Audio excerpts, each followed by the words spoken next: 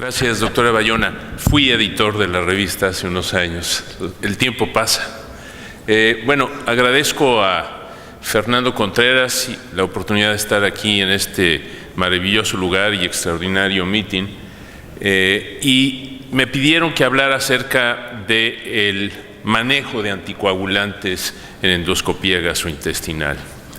Y baste decir que cada vez con más frecuencia nos enfrentamos a este problema porque existe un número muy grande de pacientes que por fibrilación auricular, por prótesis valvulares o por tromboflebitis están recibiendo anticoagulantes orales, y los pacientes cirróticos también cada vez más, y sobre todo aquellos que son pacientes con descompensación y que son candidatos a trasplante, los pacientes con insuficiencia hepática avanzada, por el riesgo de hacer trombosis portal están recibiendo anticoagulantes, y muchos pacientes cirróticos y no tienen enfermedad coronaria y tienen stents que requieren del empleo de antiagregantes plaquetarios.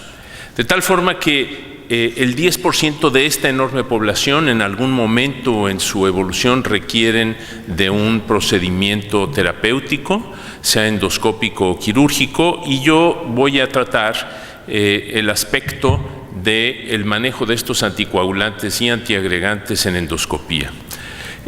Quisiera, sin embargo, hacer una lista de los propósitos de mi plática que están aquí señalados, y empezaré hablando por el concepto de terapia antitrombótica.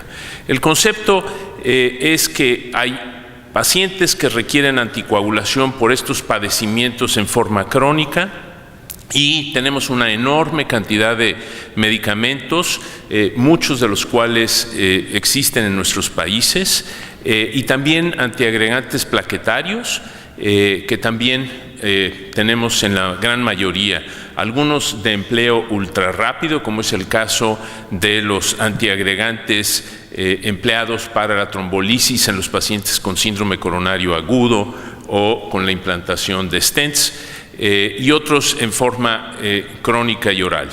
Vean ustedes cómo la incidencia de trombosis en la vena porta está directamente relacionada al grado de insuficiencia hepática, y esto va desde el 1 hasta el 30% de los pacientes con Child-C y MELD elevado.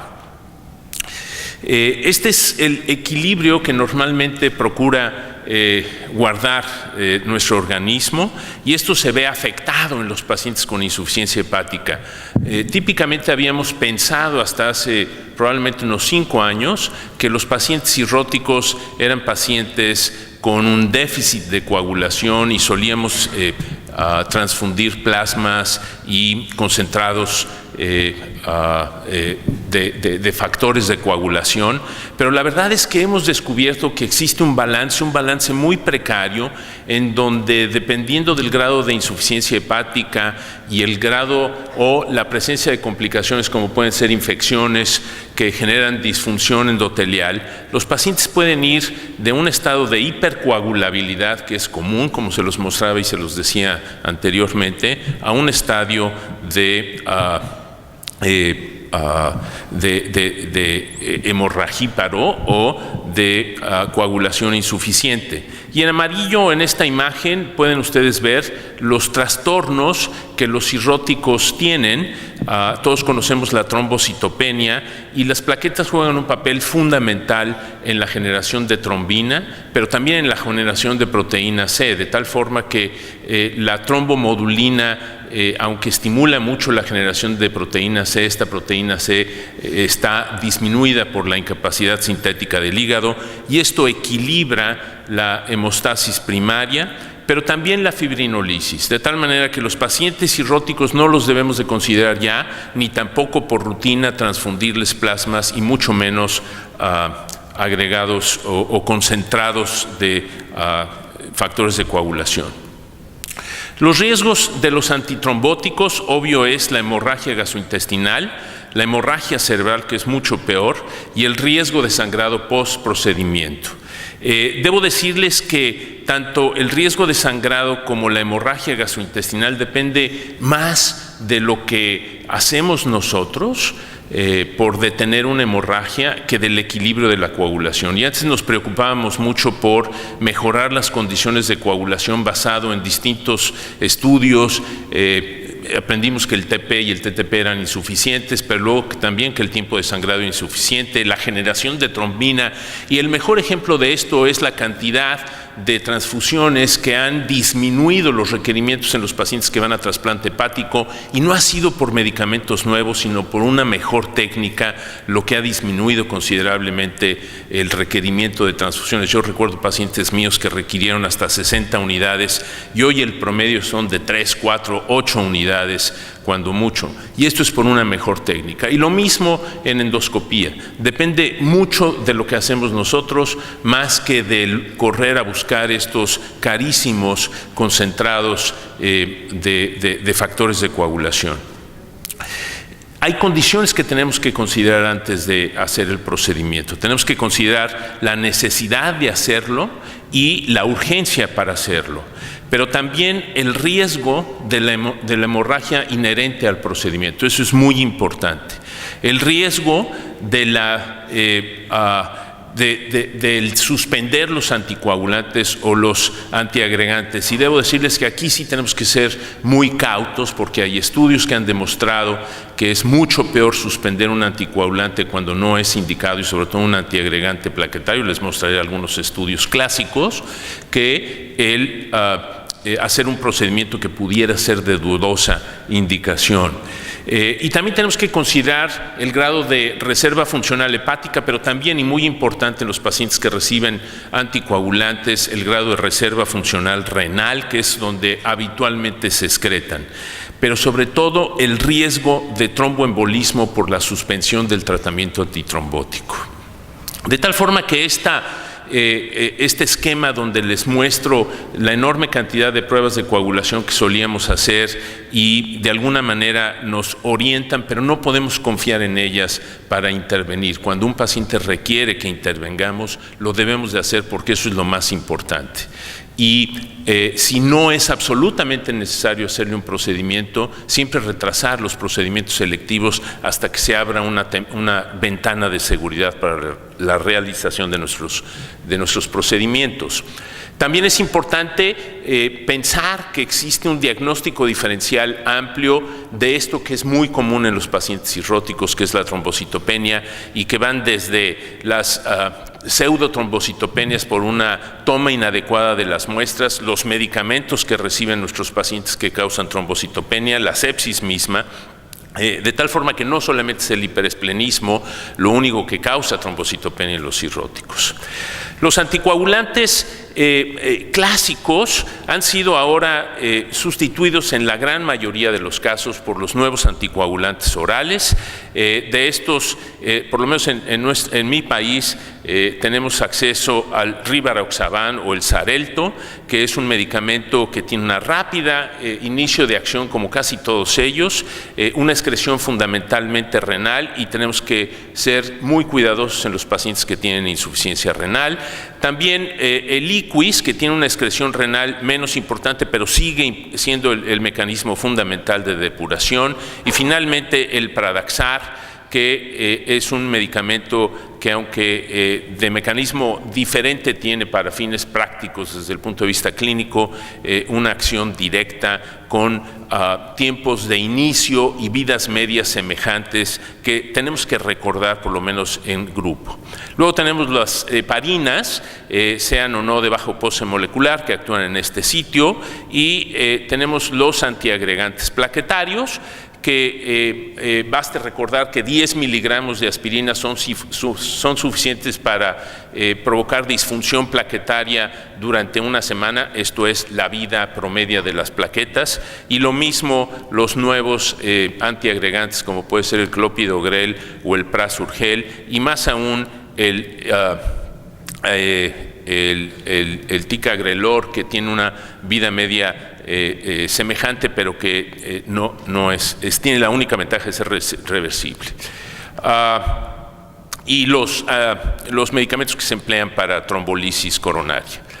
De tal forma que con todo esto en mente tenemos que considerar los riesgos, y aquí esto es otro aspecto muy importante. Siempre tenemos que considerar que existe un equilibrio entre el riesgo de generar un evento tromboembólico y el riesgo de una hemorragia, y insisto, creo que es mucho más importante procurar evitar una tromboembolia. Y los dividimos en padecimientos de alto riesgo de tromboembolia y padecimientos de bajo riesgo, como son la fibrilación auricular intermitente, una sola endoprótesis, particularmente las biológicas, o la trombosis venosa profunda, y de alto riesgo cuando existe una fibrilación auricular permanente y cuando existen prótesis mecánicas, particularmente la mitral. Para esto existe un índice que nos permite valorar objetivamente lo que es un bajo riesgo de tromboembolia y un riesgo alto, por lo menos en fibrilación auricular, que es este riesgo que depende de la presencia o no de insuficiencia cardíaca, de hipertensión arterial, de la edad del paciente, de la historia de isquemia cerebral transitoria, y de esta manera podemos dar un puntaje que nos permite ver el riesgo de tromboembolia en nuestros pacientes, que es muy importante hacerlo.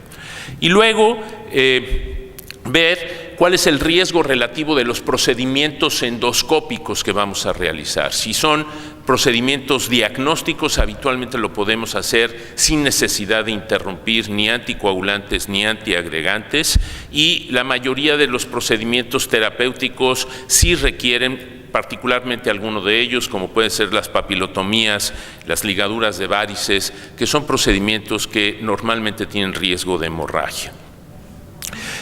Por esto es que en cirugía y en intervención en general se ha tratado de establecer un esquema muy socorrido que se llama de enlace, en donde el paciente con anticoagulantes orales que va a ser llevado a un procedimiento terapéutico, se sustituye el anticoagulante por cumadínicos o por fraxiparina, y se suspende 24 horas antes de hacer el procedimiento, y se establece una ventana muy corta de riesgo.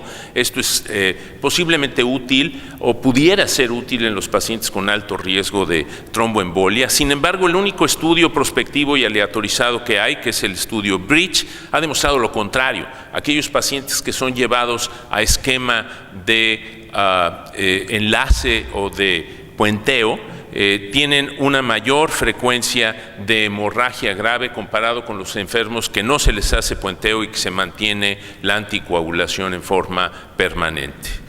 En cuanto a procedimientos endoscópicos, existen muy pocos estudios reportados. Este es un estudio de polipectomías de pólipos chiquitos, en donde realmente sabemos que si hacemos una resección del pólipo con resección en frío, no existe riesgo alguno para hacerlo aún en presencia de anticoagulantes.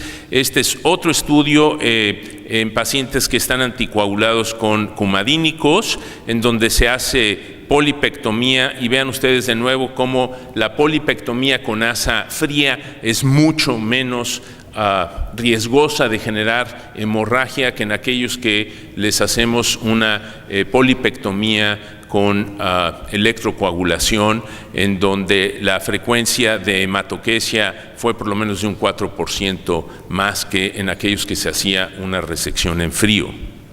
Si decidimos suspender los anticoagulantes, tenemos que preguntarnos cuánto tiempo antes tenemos que suspenderlos. Y yo les diría que por lo menos 2 días, y dependiendo del grado de reserva funcional renal, podemos necesitar suspenderlos hasta 5 días antes para procedimientos selectivos, sobre todo recordemos en aquellos pacientes que no tienen alto riesgo de tromboembolia. Lo mismo con el dabigatran, y yo diría que esta es la cifra, 2 días por lo menos, y en algunos casos, dependiendo del grado de reserva funcional renal, hasta 5 días. Y la incidencia de complicaciones de hemorragia cuando no suspendemos el tratamiento es alrededor del 1 al 2%, y la frecuencia de eventos tromboembólicos es del 2 al 3%, de tal forma que en la mayoría de los procedimientos no existe un enorme riesgo de ninguno de los dos eventos. De tal manera que es conveniente suspender el tratamiento antitrombótico previo a los procedimientos endoscópicos cuando es absolutamente necesario. En los pacientes que tienen un stent coronario es preferible, si no es indispensable hacer un procedimiento electivo, por lo menos esperar 6 meses en el caso de stents de estos medicados, y hasta 1 año en los pacientes que han recibido un stent medicado, porque la frecuencia de infarto agudo de miocardio, que tiene una alta mortalidad en los pacientes con stents recién colocados, es muy alta. De tal forma que en este grupo de pacientes yo diría que tenemos que ser absolutamente cuidadosos y no tratar de suspender su doble esquema de antiagregación plaquetario. El riesgo de trombosis vascular es mucho mayor y esta terapia de enlace pues es cuestionable, no existen muchas evidencias que la respalden y sin embargo es muy frecuentemente empleado. En relación a las recomendaciones de los antiagregantes, de nuevo, no suspender los antiagregantes después de una colocación de un stent vascular, mucho menos la aspirina, postergar el procedimiento tanto como lo podamos hacer y reanudar inmediatamente después del procedimiento cuando quedamos satisfechos de la realización de un procedimiento de coagulación bipolar o de la colocación de un endoclip, reanudar a lo mucho 24-48 horas después su esquema de anticoagulación. De tal forma que en el esquema de tratamiento clásico, el empleo de estos antiagregantes o estos anticoagulantes en los pacientes que tienen bajo riesgo de sangrado hay que hacerlo inmediatamente. Sin embargo, en aquellos pacientes que tienen alto riesgo de hemorragia, hay que ver cuál es el riesgo de tromboembolia y si este es bajo debemos de considerar seguir su uso a pesar del procedimiento. Si el riesgo de tromboembolia es alto, debemos sin duda continuar el medicamento en la medida de lo posible y los anticoagulantes habrá que descontinuarlos en los pacientes con alto puntaje de CHADSC. Esto es aquellos pacientes que tienen más de 4 o 5 puntos en el CHADSC. Lo mismo con los antiagregantes. Cuando existe un riesgo bajo de hemorragia en el procedimiento, podemos continuar con el medicamento. Yo en general ahora no suspendo la aspirina cuando voy a hacer una polipectomía, no importa el tamaño, a menos de que sea un paciente con un pedículo muy ancho, posiblemente en él lo haría, pero aún las resecciones mucosas que hago, no suspendo el empleo de aspirina, particularmente cuando el paciente de a de veras lo necesita porque tiene un stent coronario de menos de 1 año de haber sido colocado. En los enfermos que tienen alto riesgo de hemorragia y que les vamos a hacer una papilotomía, sí habrá que descontinuar sobre todo los anticoagulantes por lo menos 7 días antes y los antiagregantes también 1 semana antes, que es la vida promedio de las plaquetas, o bien hacer una plaquetoféresis en este grupo de pacientes. En los pacientes con hemorragia de tubo digestivo, quisiera presentarles este caso rápidamente. Es una paciente que vi hace un par de semanas, una paciente de 73 años con un tumor neuroendocrino de 15 años de evolución, por ello le han hecho una resección ileocólica, ha tenido un poco de mala absorción, que ha sido manejado con ácidos grasos de cadena corta, con sandostatina, y ha tenido metástasis hepáticas desde hace 3 años aproximadamente, y a pesar de ello ha sido tratada con lutecio, con magníficos resultados. La paciente es completamente funcional y activa. Sin embargo, hace 2 semanas me llamó el sábado porque había tenido una evacuación hematoquésica, sentí un poquito de mareo, la revisé y efectivamente tenía hipotensión ortostática y le había disminuido la hemoglobina de 12 a 5 gramos.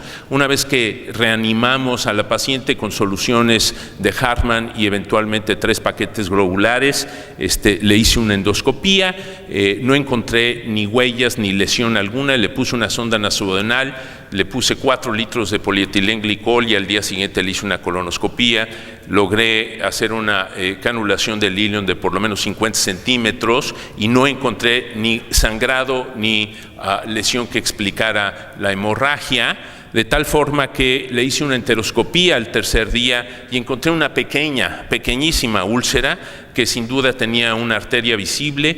Le coloqué un endoclip y esto me permitió mantener, de cualquier manera le recomendé que dejara de tomar el Sulindac que estaba tomando para su lumbalgia. Esta era una paciente típica que no se iba a morir del neuroendocrino, sino de la hemorragia grave de tubo digestivo. Doctor, sí. Un minuto. Gracias. Este es un estudio clásico que vale la pena recordar. Es un estudio del grupo de Joseph Sung, en donde se preguntaron si era necesario suspender la aspirina en los pacientes con stents coronarios con hemorragia grave de tubo digestivo alto. A la mitad se la suspendieron y tuvieron una menor incidencia de hemorragia de tubo digestivo, pero la otra mitad recibió el tratamiento y tuvo una mayor mortalidad, de tal forma que este es un estudio que nos ha señalado lo importante de evitar los eventos tromboembólicos. Y en síntesis, quisiera decirles que el manejo de la antitrombosis es indispensable para evitar la recurrencia de eventos graves, potencialmente incapacitantes o mortales. El riesgo relativo de trombosis debe ser considerado la prioridad en estos pacientes por encima del procedimiento endoscópico. La suspensión temporal del empleo crónico de los antitrombóticos, sean anticoagulantes o antiagregantes, conlleva un bajo riesgo de trombosis. Es importante conocer la farmacodinamia de los anticoagulantes y siempre podemos consultar. En un caso no hay que entrar tampoco con tanta urgencia. Y la hemorragia activa puede ser controlado a pesar de la presencia de anticoagulantes o de antiagregantes cuando hacemos un procedimiento efectivo, y solo en aquellos pacientes que tienen hemorragia activa y reciben antiagregantes plaquetarios pudiéramos necesitar el empleo de plaquetoféresis. Muchas gracias.